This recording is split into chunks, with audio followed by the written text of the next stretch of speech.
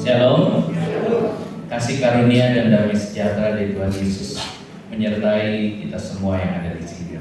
Saudara, semoga belum terlambat untuk mengucapkan selamat Paskah buat kita semua, ya. Biar kuasa kebangkitan Kristus juga membangkitkan kehidupan kita yang baru di dalam Tuhan. Nah, Bapak Ibu Saudara, senang sekali bisa ada di sini, bisa kembali beribadah bersama Bapak Ibu. Kita akan sama-sama merenungkan firman Tuhan dan kiranya kita bisa sama-sama belajar, saudara, ya, untuk firman Tuhan membentuk kita, menuntun kita supaya kita boleh semakin hari semakin lagi serupa dengan Tuhan. Amin. Berapa hari yang lalu saya dikasih e-flyer, saudara. E-flyer itu menunjukkan visi gereja ini. Visi gerejanya bertemu Tuhan, betul ya? Aduh ya. Berapa banyak saudara yang sudah siap bertemu dengan Tuhan? Boleh angkat tangannya yang siap bertemu Tuhan. Ada yang ragu-ragu, saudara. Kenapa? Karena ketemu Tuhan identik dengan meninggal. Jadi saya pikir saya sih belum mau buru-buru ya. Kenapa? Karena ada beberapa dari kita yang merasa rasanya saya belum cukup baik untuk bertemu dengan Tuhan. Belum cukup bekalnya untuk bisa menghadap Tuhan, gitu ya. Nah, makanya ada orang-orang yang antusias pengen ketemu Tuhan buru-buru karena dia udah merasa cukup, udah merasa baik. Tapi ada beberapa yang ragu-ragu. Makanya kita mau belajar hari ini seperti apa sih bentuknya ketemu Tuhan itu, ya. Karena kalau dipikir-pikir zaman sekarang bertemu Tuhan itu dalam hal bagaimana dan seperti apa ya? Tentu Bapak Ibu bertanya-tanya gitu ya. Karena apa? Karena kita seringkali kan dapat cerita-cerita gitu bahwa saya mendengar suara Tuhan yang audible. Saya melihat mimpi ketemu dengan laki-laki rambutnya gondrong gitu, bajunya putih gitu ya. Nah, seringkali kan kita dengar berita-berita yang seperti itu. Tapi apa iya ketemu Tuhan itu seperti itu? Ya. Nah, hari ini mau sama-sama kita belajar rendah hati untuk merenungkan firman Tuhan. Firman Tuhan akan saya bagi menjadi dua, saudara. Semoga waktunya gak lama. Saya akan bagi menjadi dua bagian. Dan bagian yang pertama ada kaitannya dengan Paskah. Ya, kita akan buka Alkitab di dalam Injil Yohanes pasal yang ke-20 ayat yang ke-11 sampai ayat yang ke-18. Yohanes, cepat benar.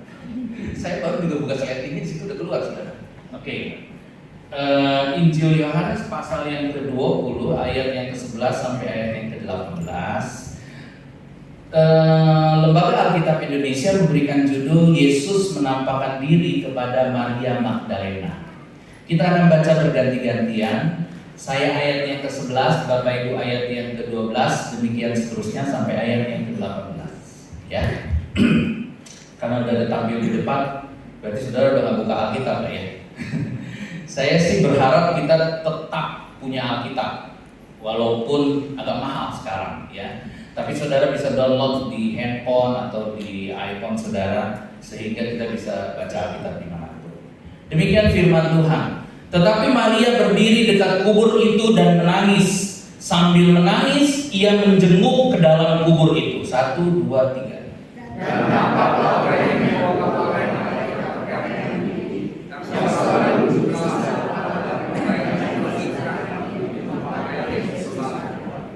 kata malaikat-malaikat itu kepadanya, "Ibu, mengapa engkau menangis?" Jawab Maria kepada mereka, "Tuhanku telah diambil orang dan aku tidak tahu di mana ia diletakkan."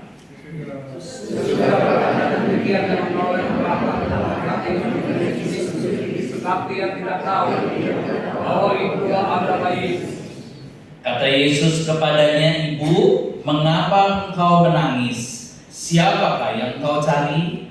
Maria menyangka orang itu adalah penunggu taman, lalu berkata kepadanya, "Tuan, jikalau Tuan yang mengambil dia, katakanlah kepadaku di mana Tuan meletakkan dia, supaya aku dapat mengambilnya." Kata Yesus kepadanya, "Maria." Maria berpaling dan berkata kepadanya dalam bahasa Ibrani, artinya guru. Kata Yesus kepadanya, janganlah engkau memegang aku, sebab aku belum pergi kepada Bapa, tetapi pergilah kepada saudara-saudaraku dan katakanlah kepada mereka bahwa sekarang aku akan pergi kepada Bapakku dan Bapakmu, kepada Allahku dan Allahmu.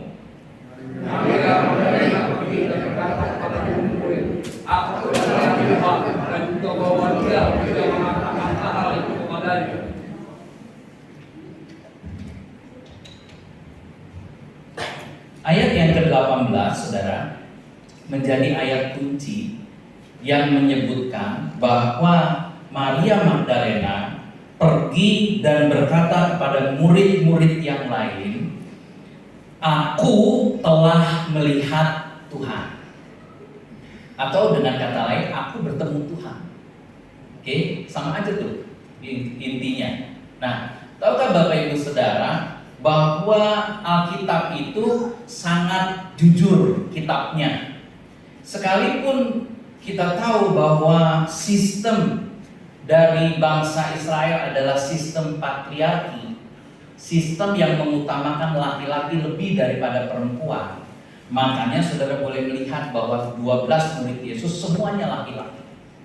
Tapi tahukah Bapak Ibu Saudara bahwa Maria Magdalena, Maria yang namanya Maria Magdalena ini mendapat suatu kedudukan yang istimewa di mata Tuhan untuk mendapat kesempatan yang pertama ketemu dengan Tuhan di hari kebangkitannya. Ya, saya mau kasih tahu Bapak Ibu, kadang-kadang kita nggak ngeh soal ini. Kenapa? Karena kita pikir bahwa kita terlalu sibuk dengan 12 murid Tuhan. Tapi kita nggak lihat bahwa ternyata yang pertama kali mendapat kehormatan bertemu dengan Yesus ketika Yesus bangkit justru seorang perempuan. Kalau Alkitab mau bohong dengan sistem patriarkinya bisa aja, dia bisa bilang Petrus aja yang ketemu. Tapi ternyata enggak. Makanya saya ajak supaya Bapak Ibu dapat konteksnya. Saya ajak kita melihat keseluruhan pasal 20. Pasal 20 bercerita begini. Pagi-pagi benar, Maria Magdalena datang ke kubur Yesus. Ketika dia datang ke kubur Yesus, dia menemukan bahwa kubur Yesus sudah terbongkar. Dan di dalamnya sudah tidak ada Yesus lagi. Hanya ada kain belut yang terlipat rapi dan kain kafannya yang sudah jatuh kemana-mana. Lalu melihat keadaan seperti ini, dia pulang. Itu kan pagi-pagi kan. Dia pulang menemui Petrus dan Yohanes, dua rasul. Dikatakanlah bahwa kubur sudah kosong, Tuhanku sudah nggak ada. Petrus dan Yohanes berbalap-balapan lari ke kuburan, lalu mereka menemukan bahwa kubur memang kosong. Tapi tidak ada kesan apa-apa dari Petrus dan Yohanes, sehingga mereka pulang aja setelah melihat, oh ya udah kosong, mau gimana lagi. Terutama karena memang suasananya masih mencekam waktu itu, sehingga mereka langsung balik.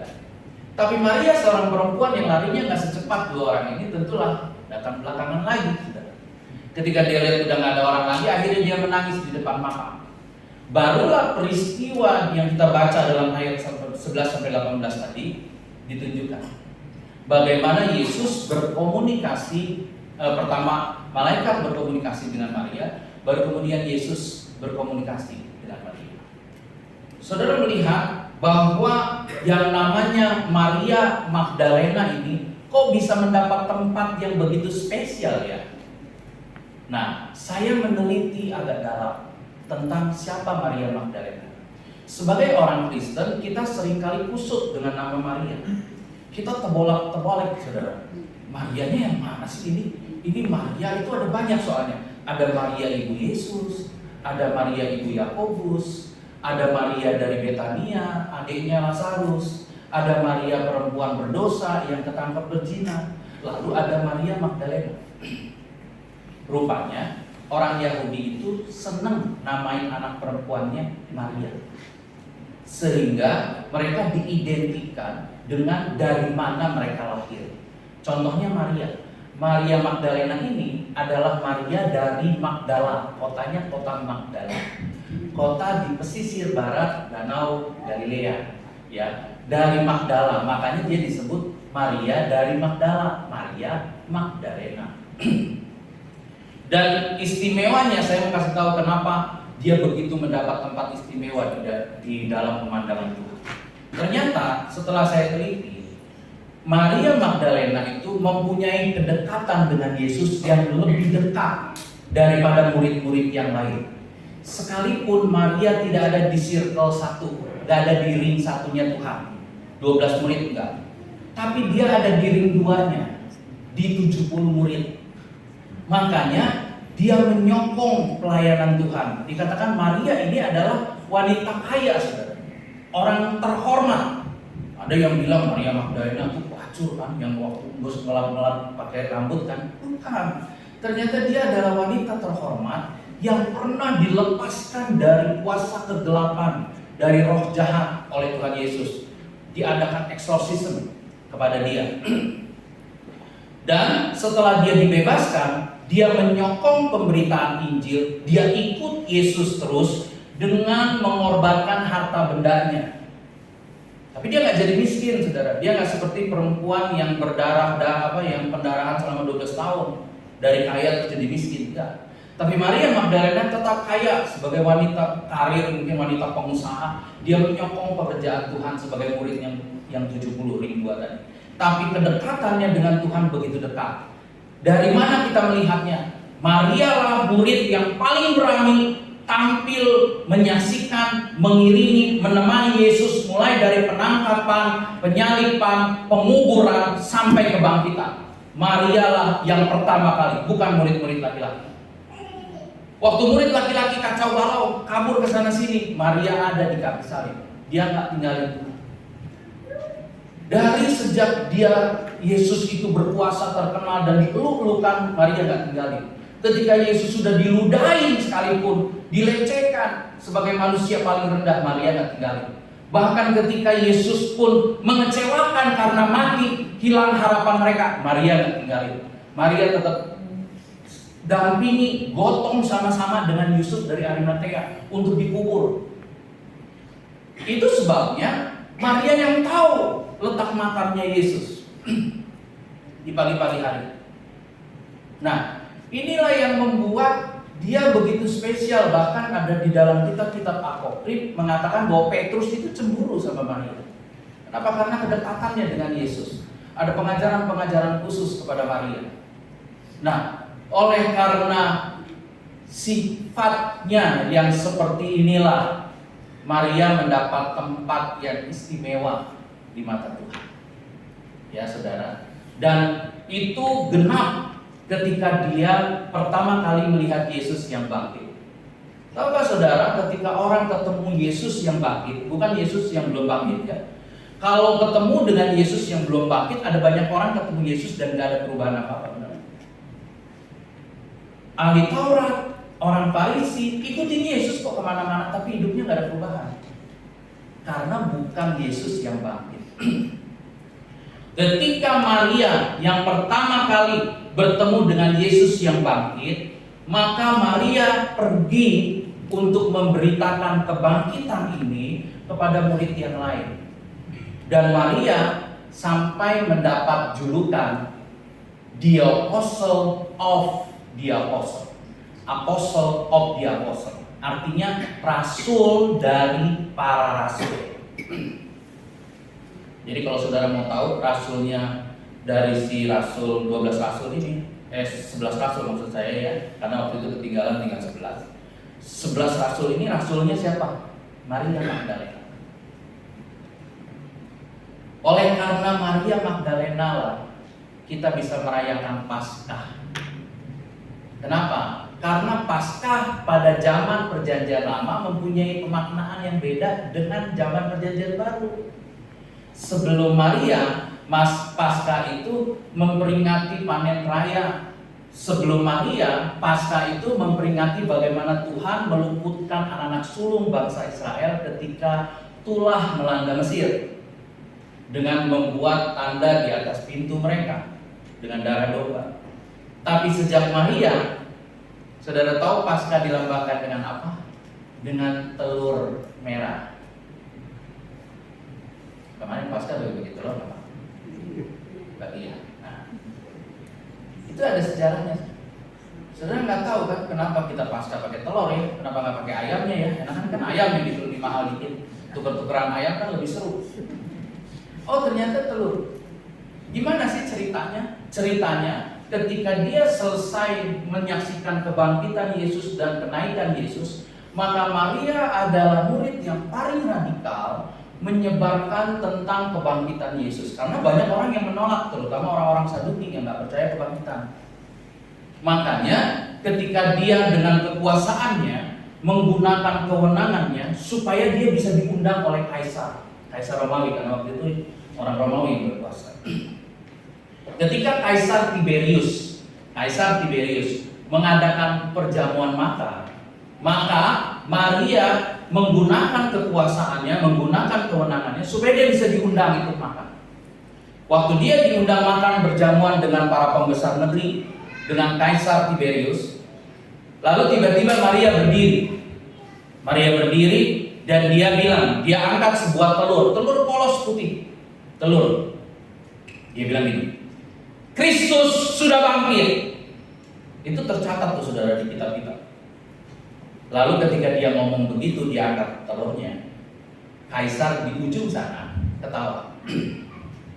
Dia bilang gini, kalau benar ada kebangkitan, Kristus bangkit dari antara orang mati, itu sama mustahilnya dengan telur di tanganmu berubah jadi merah, kata Kaisar begitu.